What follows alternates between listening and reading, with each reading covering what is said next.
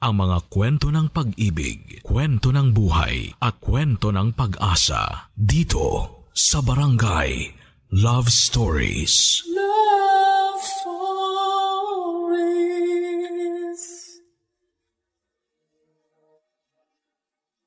Bago tayo gumawa ng mga bagay na pagsisisihan natin sa huli ay isipin muna natin ang kahihinatnan nito. Dahil kung gaano kalakas ang loob natin na gumawa ng kalokohan ay dapat mas tatagan natin ang ating sarili sa magiging karma nito sa dulo. Ikaw kabarangay, matapat ka bang klase ng tao?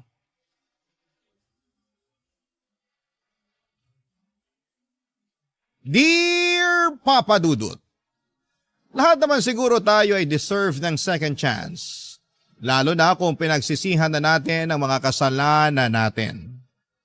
Yun kasi ang paniniwala ko lalo ngayon na humihiling ako ng ikalawang pagkakataon sa dati kong kinakasama na si Arnie.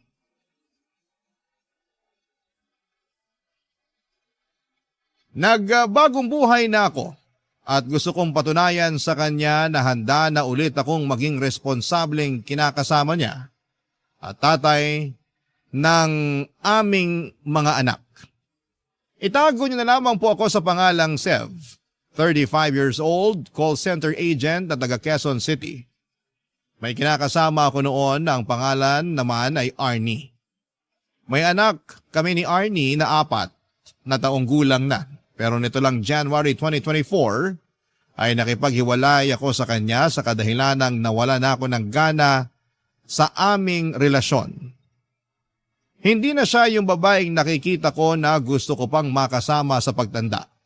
At kahit na alam kong masakit ay ginawa ko pa rin ang tingin ko ay nararapat, Papa Dudut.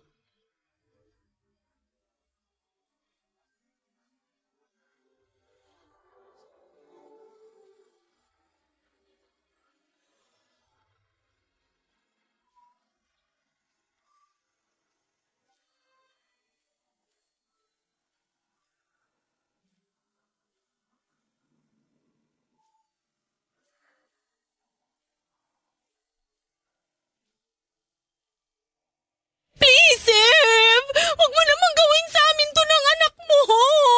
Huwag mo kaming iwanan! Hirap naman kasi sa'yo, hindi ka makaintindi.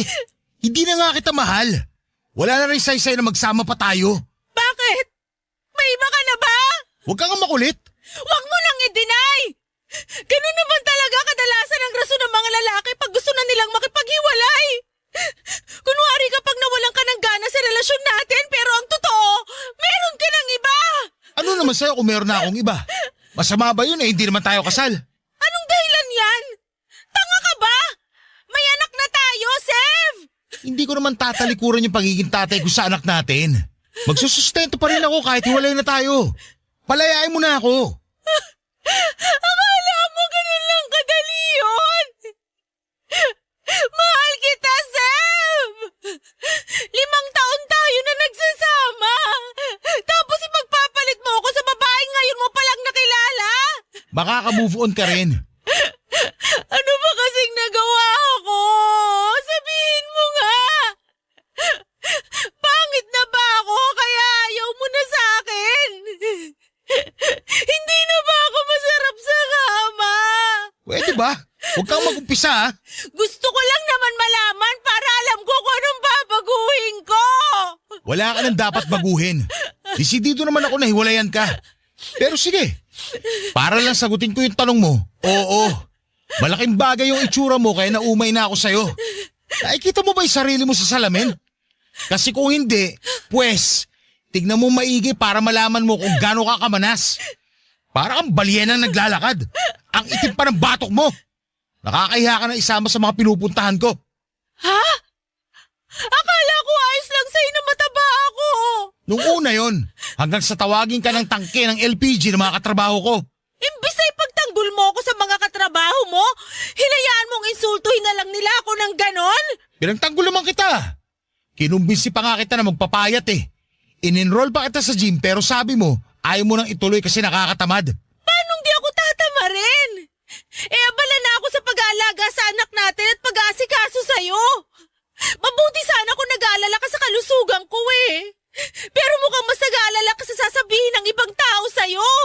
Oo, mas inaalala ko yun kasi nakakahiya.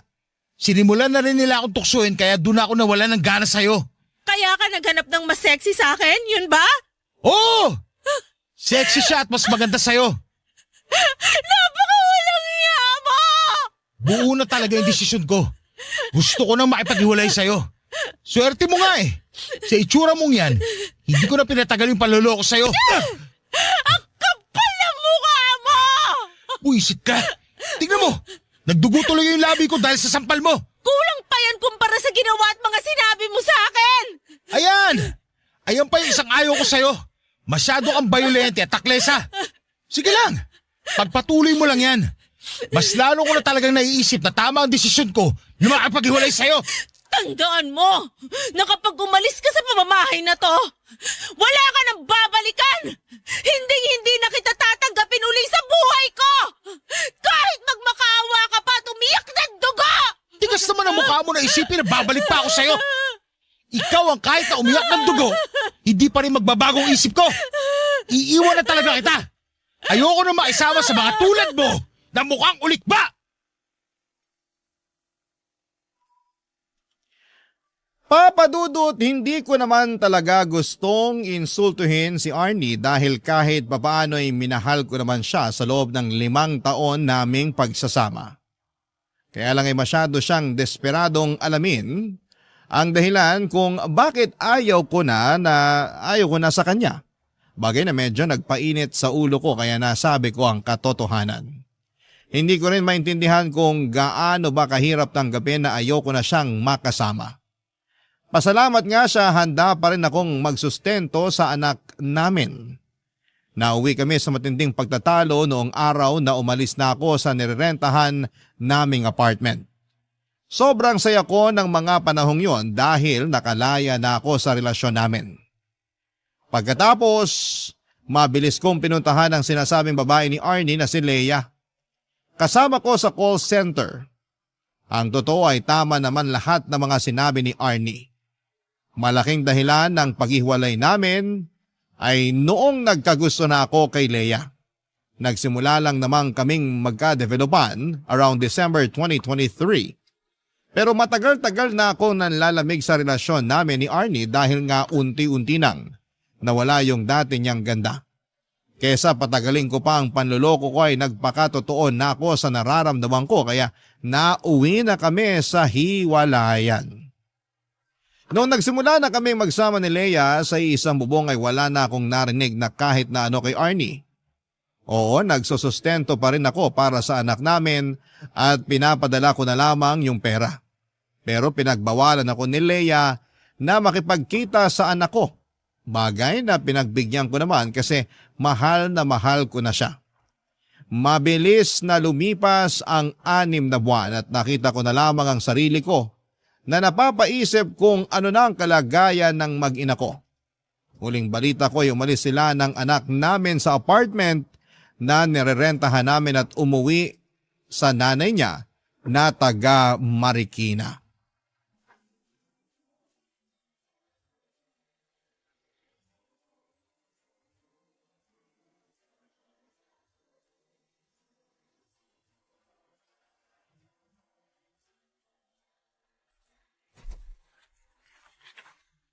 Hi, honey bunch ko! Pakis nga! Ano ba? Sungit naman. Kiss lang eh. Mamaya na, naiirita ako. O bakit ka naman naiirita? Paano? Ang init-init tapos dikit ka ng dikit. Eh di sana binuksan mo yung aircon kesa nagrereklamo ka dyan na mainit. Sira yung aircon. Hindi gumagana kaya naka-electric fan lang ako. Ay, oo nga pala. Hindi ko pa napapapunta yung technician na gagawa ng aircon natin. Lagi kasi nawawala sa isip ko, lalo day shift ako. Wala naman ako rito sa apartment natin. O ano gusto mo sabihin? Na porket night shift ako na yung magpapapunta sa technician na gagawa ng aircon. Bakit hindi? Eh, ikaw yun nandito. Unahin ko pang bantayan yung gagawa kaysa sa tulog ko. Ay nako, kahit kailan talaga hindi ka maaasahan sa mga bagay dito sa bahay. Matagal mo ng kontak yung nag-ayos ng aircon. Kaya ikaw na masikaso nun. Oo na. Sige, pag sinipag ako, pero sa ngayon, tiyagain mo na lang muna yung electric fan.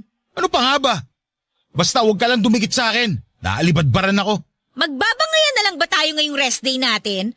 Kasi kung oo, mabuti pa pumunta na lang ako sa mall para manood ng sine. At least doon may aircon. Malamig. Bahala ka sa buhay mo. Basta dito lang ako sa bahay. Kanina ko ba napapansin na kasubsob ka dyan sa cellphone mo ah? Ano ba pinagkakaabalahan mo? Patingin nga. Uy! Akin na. Ano ba? Wala lang to. Sa mo nga inaagaw phone ko.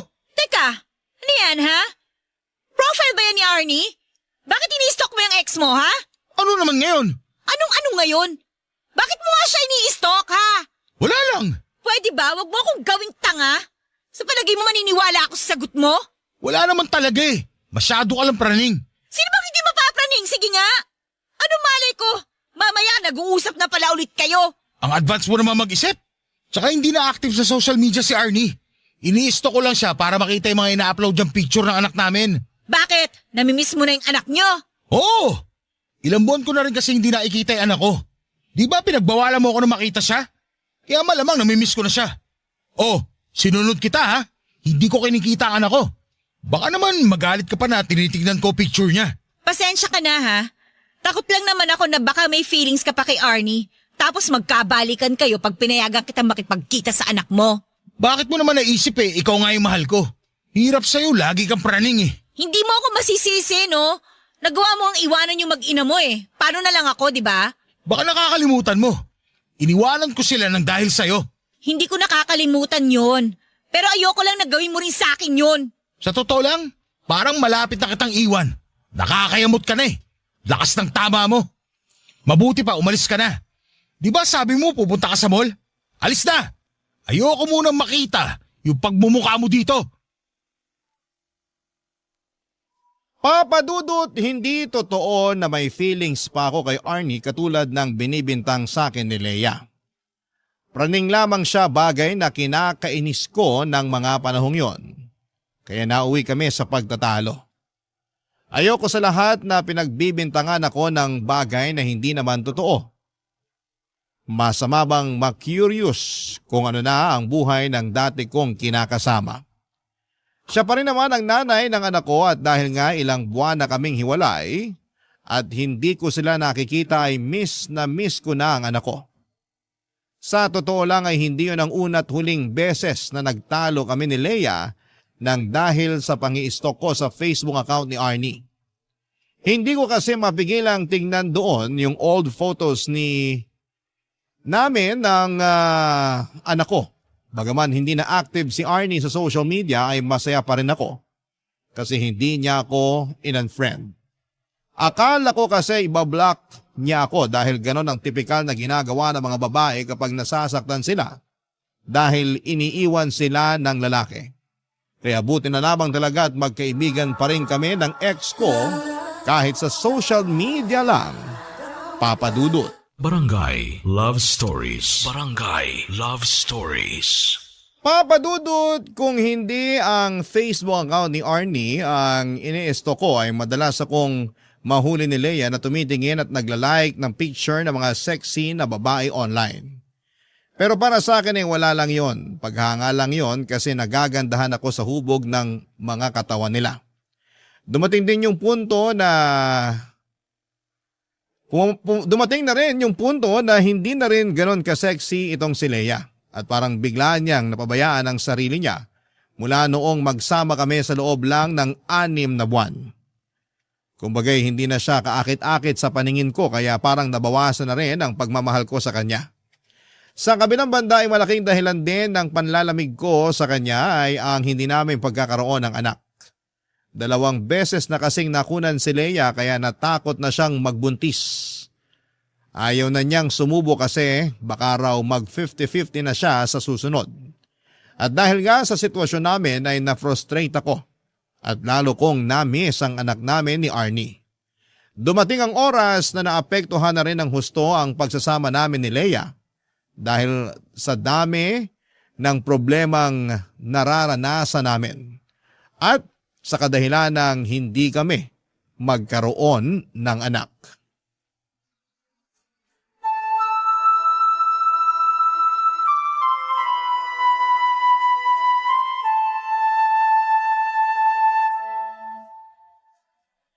Beste namang buhay to! Steph, ano ba? Bakit mo ba nababasag yung mga plato. Nagtatanong ka pa talaga? Naiinis ako! Ikaw pa yung naiinis dyan, pinayagan na nga kita makipag-inuman sa mga katrabaho mo. Tapos pag-uwi mo magwawala ka? Ayos ka rin talaga, ha? Wala kang pakialam kung gusto ko magbasag. Sa naiinis ako eh. Bakit ka ba naiinis? Kasi inggit na inggit ako doon sa katrabaho ko. Piruin mo, kinuha ba naman akong ninong na anak niya? Nung nakita ko yung baby, sobrang cute. Ang sarap buhatin at yakapin. Bigla ako tuloy na miss yung anak ko na hanggang ngayon.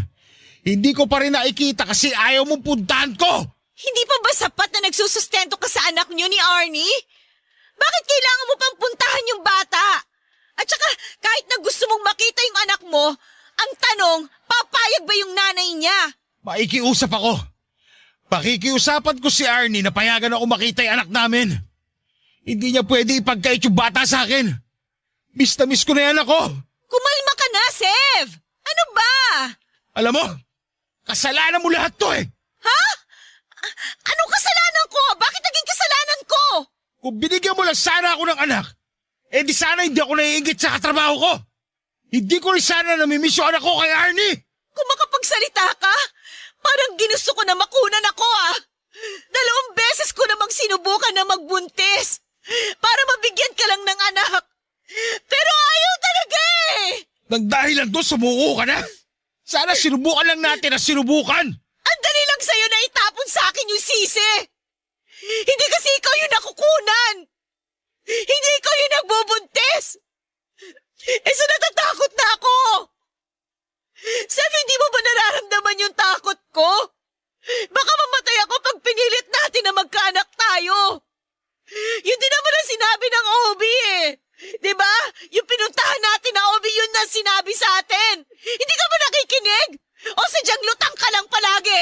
Basta ang alam ko, ayaw mo na subukan natin kasi duwag ka. Hindi ako duwag! Kahit ano pang sabihin mo, duwag ka pa rin.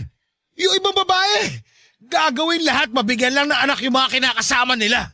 Pero ikaw, 2 beses lang nakunan, sumuko ka na. Ano bang tingin mo sa akin? Paanakan mo lang? Ayos ah. Parang ikaw pa yung galit na humihingi ako ng anak. Marami namang paraan para magkaanak tayo. Pwedeng tayong mag-ampon. Ampunin mo yung mukha mo! Huwag kasing sarado yung utak mo, Sev. Maraming bata sa ampunan na nangangailangan ng kalinga ng isang magulang. Wala akong pakialam sa mga yon. Maghintay sila nang aampo sa kanila. Ayoko na hindi sila galing sa akin. Alam mo, namumuro ka na talaga eh. Dahil lang ayaw mo na ulit subukang mabuntis. Gusto mo na ngayon mag-ampon? Ang kitid ng utak mo! Ikaw ang makitid ang utak! At sumasagot ka pang hayop ka, ha? Sige! Sige! Subukan mo saktan ako na may kalagyan ka sa barangay!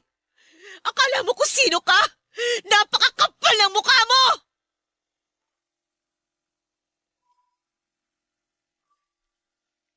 Papadudot na gandahan talaga ako ng husto kay Leia nung unang beses siyang pumasok sa BPO company na pinagtatrabahuan ko. At aminin ko nagka-crush ako sa kanya kahit pamilyado na ako. Sexy, makinis, maputi ang balat at maganda pa ang forma. Hindi lang naman ako na love at first sight sa kanya kundi marami pang ibang lalaki sa trabaho namin.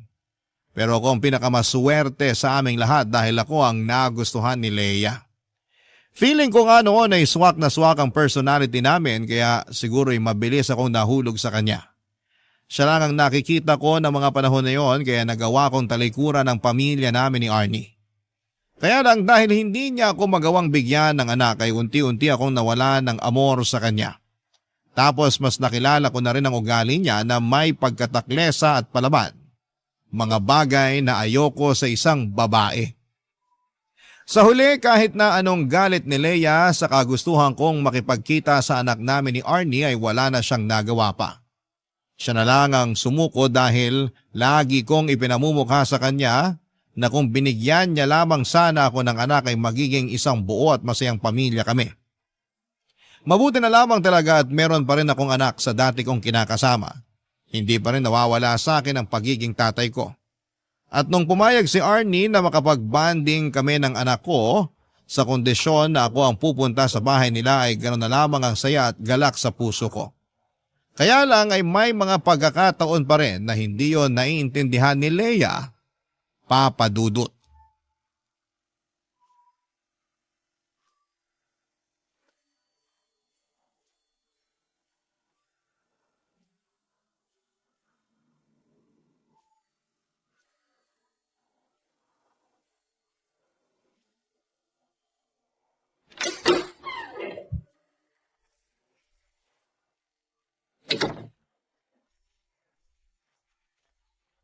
Oh, bakit nandito ka sa bahay, Leia?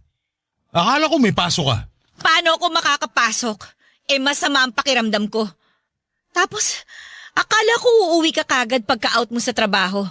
Pero anong oras na Inabot ka na ng hapon sa labas. Nakauwi na ako. Huwag ka na magalit. Anong hindi ako magagalit? Nakikinig ka ba? May sakit ako. Inaasahan kita na umuwi kagad pagka-out mo para asikasuhin ako. Nakadaan ka ba sa butika? Bakit ako dadaan sa butika? Sev, nag-text ako sa'yo kanina na ibili mo ako ng gamot. Huwag mo sabihin hindi mo ako naibili. Nako, hindi nga. Pasensya na, hindi ko nabasa text mo. Naubos baterya ng phone ko Ayan na naman tayo Ginagawa mo na naman akong tanga sa mga katwiran mo. Nagsasabi ako ng totoo. Wala nga baterya phone ko. Bakit hindi ka nag-charge sa opisina nyo? Saan ka ba kasi nanggaling? Sa school ng anak ko. Ano? Sa school ng anak mo? Ano naman ang ginawa mo doon? May play kasi sila. Nung huling beses na nagkita kami, sinabihan niya ako na pumunta raw ako sa school nila para manood. Kaya pumunta ako kanina. Bakit hindi ka tumanggi? Mas priority mo pa yan? Sigurado naman ako nandun si Arnie para manood. Nandun nga. Pero paano ko tatanggihan yung anak ko Gusto ko rin naman siya mapanood sa play nila. Eto na naman po kami. Bata lang yon. Wala pa yung muwang sa mundo. Pakialam ba niya kung mapanood mo siya o hindi? Ang sabihin mo, gusto mo lang talagang pumunta kasi nandun si Arnie. Wala namang kinalaman si Arnie dito. Huwag mo na idama yung tao. Paano hindi ko siya idadamay? Lagi mo nalang pinapasama yung loob ko. Nakuha mo akong tiisin para na manood ng walang kwentang play ng anak mo. Habang nandito ako, masama yung pakiramdam. Nandun ka nakikipagharutan kay Arnie. Manahimik ka! Kung ano-ano pinagsasabi mo. Kasalanan mo kung mas lalo sumama yung pakiramdam mo. Kung ano-ano kasi pumapasok sa kokote mo. Ako pa talagang may kasalanan? Ikaw nga itong kuumasa, parang walang pakialam sa akin Nagkabali ka na ba kayo ni Arnie, ha? Kaya binabaliwala mo ako ngayon? Ayan ka na naman Tinitiwang ka na naman. Kahit sinong babae, titiwangin sa mga pinaggagawa mo. Wala akong ginagawang masama. Pumunta lang ako sa school ng anak ko para suportahan siya sa play niya. Pati ba naman yung minamasama mo? Kung ano-ano pa sinasabi mo na kesyo priority ko na yung anak ko kaysa sa'yo. Malamang, anak ko yun Pangalawa ka lang sa kanya. Ganon. Huli pala ako sa mga priority mo. Wala ka talagang kwenta, Sev. Wala ka na talagang ginawang matino. Ginagampanan ko lang yung pagiging mabuting ama ko sa anak namin ni Arnie. Hindi ba matino yun? Bakit ba hindi mo yun maintindihan? Oo nga pala. Wala ka pala kasing anak. Ano? Anong sabi mo? Sabi ko, wala kang anak kaya hindi mo alam yung pakiramdam na maging isang magulang. Tapos, nakikipagkompetensya ka pa sa atensyon sa anak ko. Mas bata ka pa mag-isip sa kanya Ang kapal ng mukha mo! Bakit? Nasasaktan ka? Wala akong pakialam. Ikaw naman nagdesisyon na ayaw mo na magkaanak tayo. Kaya ito yung resulta ng desisyon mo. Buti na lang talaga may anak kami ni Arnie. At least, kahit paano, nararanasan ko pa rin magpakatatay sa anak ko. Di tulad mo, inutil na yung matres mo. Umalis ka sa harapan ko, bastos ka! Ayoko na makita yung pagmumukha mo. Lalo mong pinasasama yung pakiramdam ko. Alis talaga ako. Bahala ka sa buhay mo. Kita mong wala pa akong tulog. Tapos, sasabayin mo pa ako ng kaartihan mo. Papadudod sa loob ng 6 na buwan ay sinabi sa akin ni Arnie na napatawad na niya ako dahil hindi naman ako naging pabayang tatay sa anak namin. Na-realize din daw niya ang mga pagkukulang niya sa akin kaya nawala na lamang ako ng amor sa kanya noon. Pumayag siya na mag-co-parenting kami alang-alang sa anak namin, bagay na ikinatuwa ko ng husto. Kaya lang ay mas lalo yung kinainit ng ulo ni Leia. Pero pinanindigan ko ang kagustuhan kong magpakatatay sa anak namin ni Arnie kahit na palagi nagagalit sa akin si Leia. Doon ako nagsimulang maglihim sa kanya kapag umaalis ako at pumupunta sa bahay ng anak ng dati kong kinakasama. Kahit naramdam kong galit pa rin sa akin ang mga magulang ni Arnie, hindi naman nila ako pinagsalitaan ng masama sa harapan ng anak namin. Meron silang pagkokontrol kaya hindi na ako masyadong naiilang na pumunta sa kanila para dalawin ang anak ko. Samantalang si Arnie naman ay may trabaho na sa Ortigas at napansin ko, Papa Dudut, na malaki na ang pinagbago ng itsura at pananamit niya. Barangay Love Stories. Barangay Love Stories. Papadudot dahil po sa madalas naming pagtatalo ni Leia at pakiramdam ko na hindi niya ako naiintindihan sa mga desisyon ko ay unti-unti nang nagkaroon ng lamat ang aming pagsasama. Madalas nga ay nakikwento ko pa yon kay Arnie at pinapayuhan niya ako na huwag ko na raw gawin kay Leia yung bagay na ginawa ko sa kanila noon ng aming anak. Doon ako tinalaban ng hiya at konsensya. Kaya imbes na makinig sa payo niya, naisip ko na sana'y hindi ko na lamang sinira ang pamilyang meron kami noon. Ilang gabi ko ring inisip kung ano ba talaga ang gusto kong mangyari sa buhay ko. Kung ipagpapatuloy ko pa ba ang pakikisama kay Leia o makikipaghiwalay na lamang ako. Sa huli nag-decide ako na gawin ang sa palagay ko ay tama at nararapat. At yun nga ay ang tapusin na ang relasyon namin ni Leia. Bagay na hindi niya na-appreciate at dahilan kung bakit sobra siyang naggalit sa akin noon, Papa Dudut.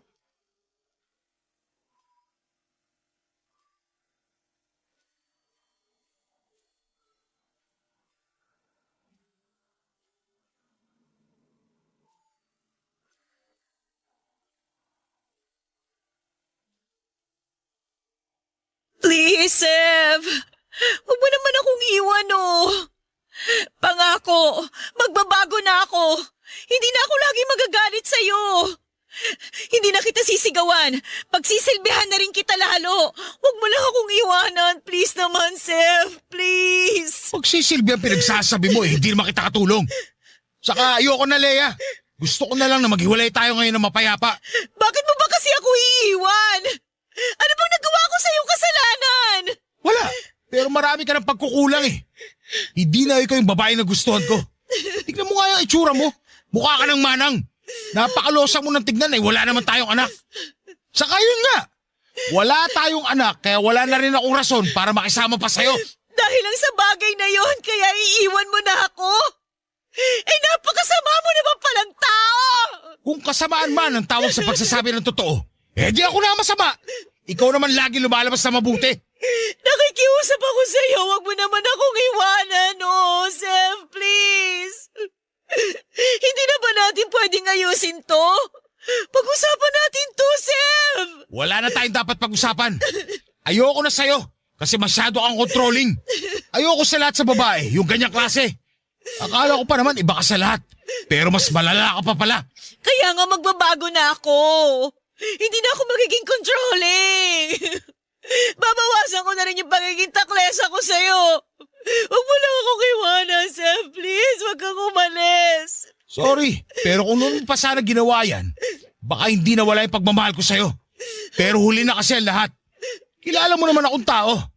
Pag ayoko na talaga. Hindi mo na ba ako mahal? Kaya ganun kadali mo na lang itapon yung pinagsamahan natin? Hindi na. Bakit ang bilis naman? Ewan ko, hindi ko alam. Baka naman hindi mo sinubukan na mahalin ako. Sa loob ng ilang buwan na magkasama tayo, ginamit mo lang talaga ako. Ginawa mo lang akong parausa nung nagsawa ka na sa dati mo kinakasama. Tapos ngayon, nasawa ka na sa akin, basta mo na lang ako tatapon na parang basura. Minalaman kita kaya masasabi ko na totoo yung pinakita ko sa'yo. Saka, saan ang galing yung baka hindi ko sinubukan? Sinubukan ko na ayusin yung relasyon natin. Inintindi kita nung ayaw mo na mag-baby tayo. Kasi natatakot ka na baka may mangyaring masama sa'yo. Pero na-realize ko, hindi ko pala kayang pakatawanan na hindi isumbat sa'yo ng paulit-ulit yung bagay na yon. Kaya nagdesisyon na lang akong tapusin itong relasyon natin. Kasi wala rin naman itong patutunguhan. Ginawa mo lang sa akin kung ano yung ginawa mo kay Arnie eh. Baka naman sinasabi mo lang yan. Kasi ang totoo, may iba ka na. Nagkabali ka na ba kayo ng dati mo kinakasama? Hindi walang ganun. Siguraduhin mo na nagsasabi ka ng totoo. Kasi walang sikreto na hindi nabubunyag. Huwag mo na akong gawing tanga, Sev! Hindi nga kami nagkabalikan kaya wag mo nang ipilit. Hindi talaga kayo magkakabalikan. Kasi aayawan ka na niya, Sev. At kahit na maisip mo pang magbagong buhay para maibalik yung dati niyong samahan, hindi ka na niya tatanggapin muli sa buhay niya! At bakit mo naman nasabi yan? Kasi manloloko ka! Galit ang mga babae sa mga manloloko! Kaya huwag ka nang umasa na may babalikan ka pa kay Arnie kung sakaling maisipan mong ayusin yung dati niyong relasyon! Wala kang karapatan na pangunaan ng mga bagay. Hindi mo naman nakikita mangyayari sa hinaharap. Oo! Pero hindi ako inutil! Siguro nga karma ko na to. Kasi kasama mo ako sa pananakit noon sa dati mo kinakasama. Sige, tatanggapin ko. Pero sana, tanggapin mo rin yung karma mo pag inihain na sa'yo yun ang kapalaran. Papadudot, masaya ako na nakawala na ako sa relasyon namin ni Leia nang walang responsibilidad.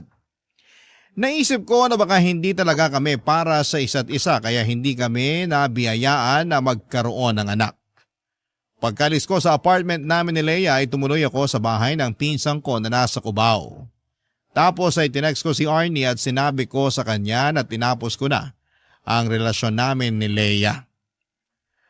Nakatulugan ko na lamang ang paghihintay sa reply niya pero wala naman siyang naging sagot. Kinabukasan, nag-decide ako na bisitahin sila ng anak namin sa Marikina.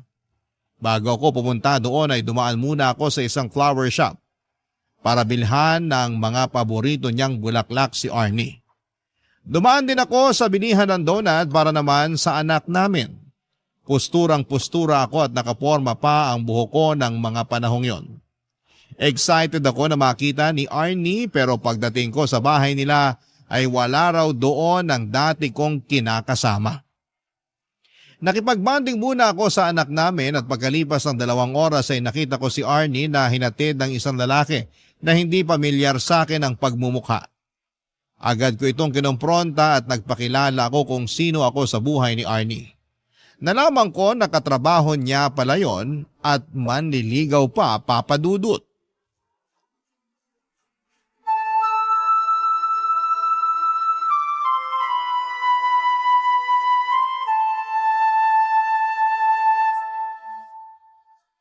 Seth, mag-usap nga tayo. Talaga mag-uusap tayo. O bakit parang nagagalit ka? Sino nagbigay sa'yo ng permiso magpaligaw? Seryoso ba talaga yung tanong mo? Oo, kaya sagutin mo na lang. Walang nagbigay sa akin ng permiso. Ako lang ang nagdesisyon na handa na ako magpaligaw. Tsaka bakit? Kanino ba ako dapat magpaalam? Eh di sa akin. Nagdodroga ka ba? Anong sa'yo? Ano ba yung pinagsasasabi mo? Kasi ako pa rin ang tatay ng anak mo.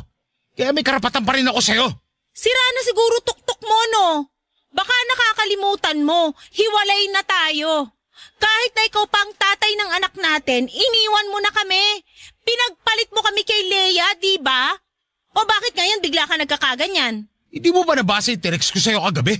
Wala na ako matatanggap na text message mo, nagpalit na ako ng number. At bakit ka nagpalit? Akin na yung bago mong number, dali! Kapal mo! Kaya nga ako nagpalit para hindi mo na ako makontak eh. Tapos na tayo, kaya wala na rin namang saysay na magkausap pa tayong dalawa. Hindi ko naman pinagkakait sa'yo yung anak mo eh. Kung gusto mong pumunta dito sa bahay para dalawin siya, pumunta ka. Welcome ka naman dito sa bahay ng mga magulang ko. Pero kung pupunta ka man, di mo na kailangang ipaalam sa akin. Hindi na rin naman mahalaga. Kung ganun, hindi mo nga alam ang tungkol sa amin ni Leia. Kailangan ko pa bang malaman? Hiwalay na kami, Arnie. Ako nakipaghiwalay sa kanya. Oh, talaga? Oo, kasi... Huhulaan ko. Hindi mo na siya mahal kasi hindi na siya yung babaeng nagustuhan mo. Yung maganda, yung sexy. Tama ako, di ba? Arnie naman. Wala nang bago ron. Yun din naman dahilan mo kaya ka nakipaghiwalay sa akin nun. Aminin ko na medyo loko-loko ko nun. Kaya ako nagawa yun sa'yo at sa anak natin. Pero nagbago na ako ngayon. Aanin ko naman yung sinasabi mong pagbabago. Sige nga. Kasi gusto ko magsimula ulit tayo. Gusto kong itama yung mga pagkakamali ko sa inyo ng anak natin. Kaya sana bigyan mo pa ako ng second chance. Alam mo, kung nagbibiro ka, congrats kasi napatawa mo ko. Hindi ako nagbibiro. Seryoso ako. Gusto kong makipagbalikan sa'yo at magsimula ulit tayo. Mas gugustuhin ko pang iumpog ulo ko sa pader kaysa makipagbalikan sa'yo. Matapos ang ginawa mo sa akin noon, palagay mo, may natitira pa akong pagmamahal para sa'yo? Oo, nirerespeto kita bilang tatay ng anak ko, pero di na sapat yun para pabalikin pa kita sa buhay ko. Bakit? Dahil meron ka ng iba? O ano naman sa'yo ngayon? Anong akala mo? Ikaw lang may karapatang makipagrelasyon? Hindi ka pwedeng mapunta sa iba dahil mahal kita. Wala akong pake. Wala ka ng karapatan na diktahan ng buhay ko. Kapal ng apog mo na sabihin na dapat akong humingi ng permiso sa'yo bago ako magpaligaw. Bakit? Sino ka ba sa buhay ko? Wala na ba talagang katiting na pagmamahal sa puso mo para sa akin? Wala na ba talaga akong pag-asa sa'yo, Arnie? Walang-wala na. Matagal nang wala. Sinabi ko sa'yo no na pag iniwan mo ko, wala ka nang babalikan. Kaya ano pang inaasahan mo? Mula nung araw na umalis ka, inumpisahan ko nang alisin ka sa sistema ko. Kahit na masakit, kahit na paulit-ulit kong naririnig sa isip ko yung mga sinabi mong pang-iinsulto sa akin. Lahat ng pang-aalipusta mo sa pagkatao ko, lahat yon kinaya ko. Wala ka na nga narinig sa akin pagkatapos nun, di ba? Hinayaan ko na kayo ni Leia na magsama kasi baka ako lang naman talaga ang hadlang sa love story niyong dalawa. Hindi ko na kasalanan kung naghiwalay kayo kasi siguro karma niyo yun dahil pareho kayong manloloko. Arnie naman, huwag ka naman ganyan sa akin. Ikaw ang wag gumanyan-ganyan sa akin dahil pag ako nainis, baka tanggalan na kita ng karapatan sa anak ko. Kaya maayos-ayos ka, Sev. Huwag mo na akong pakialaman sa buhay ko. Nag-uumpisa na uli ako maging masaya. Mag-focus ka na lang sa sarili mo. Huwag na huwag kang papali sa pagsusustento sa anak ko. Naku, Sev, sinasabi ko sa'yo. Tsaka tigil-tigilan mo na yung kakadrama mo, di bagay sa'yo. Mukha kang tanga. Papadudot na pahiya talaga ako ng husto ng gabing yon kaya umalis na lamang ako sa bahay nila. Pero habang nag-aabang ako ng masasakyan ay hindi ko na napigilang maiyak dahil sobrang sakit ng mga sinabi niya sa akin. Para kung sinaksak ng milyong patalim sa dibdib at kulang na lamang, ay hilingin ko na sana'y masagasaan na lamang ako ng mga panahong yon. Alam ko naman na nagkasala ako kay Arnie pero sobrang sakit palang karma na makita siyang masaya sa piling ng iba. Sa ngayon, papadudot ay ayoko pa ring sukuan si Arnie. Gusto ko siyang ligawan katulad nung unang beses ako nagkagusto sa kanya. Gusto kong patunayan, papadudot, sa dati kong kinakasama na nagbagong buhay na ako. Lahat naman ng tao ay deserve ang second chance, hindi ba? Kaya naniniwala ako na deserve ko rin yon. Maraming salamat po, papadudot, sakaling mapili po ninyong i-area ang storya ng buhay ko sa Barangay Love Stories. Hanggang dito na lamang po ang sulat ko and God bless sa inyong lahat. At salamat po in advance ng inyong forever kapuso at kabarangay, Sev. Barangay Love Stories. Barangay Love Stories. Anong say mo sa Barangay Love Stories na ito? Pagkwentuhan natin sa comment section yan. Nagustuhan ng iyong napakinggan? Ituloy yan via live stream sa www.gmanetwork.com/radio. Barangay LS in Mega Manila 97.1. Forever.